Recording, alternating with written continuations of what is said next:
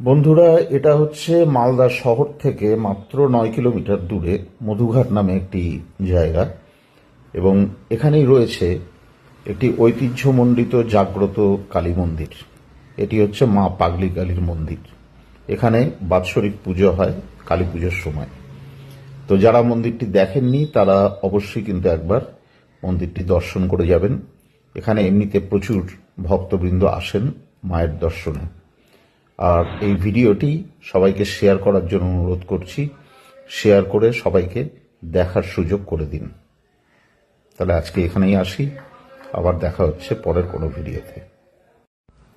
বন্ধুরা, এটা হচ্ছে মালদা শহর থেকে মাত্র 9 কিলোমিটার দূরে মধুঘাট নামে একটি জায়গা। এবং এখানেই রয়েছে একটি ঐতিহ্যমণ্ডিত জাগ্রত কালী মন্দির। এটি হচ্ছে মা পাগলি কালীর মন্দির। এখানে বাৎসরিক পুজো হয় কালী পুজোর সময়। তো যারা মন্দিরটি দেখেননি তারা অবশ্যই কিন্তু একবার মন্দিরটি দর্শন করে যাবেন। এখানে এমনিতে প্রচুর ভক্তবৃন্দ আসেন মায়ের দর্শনে। আর এই ভিডিওটি সবাইকে শেয়ার করার জন্য অনুরোধ করছি। শেয়ার করে সবাইকে দেখার সুযোগ করে দিন।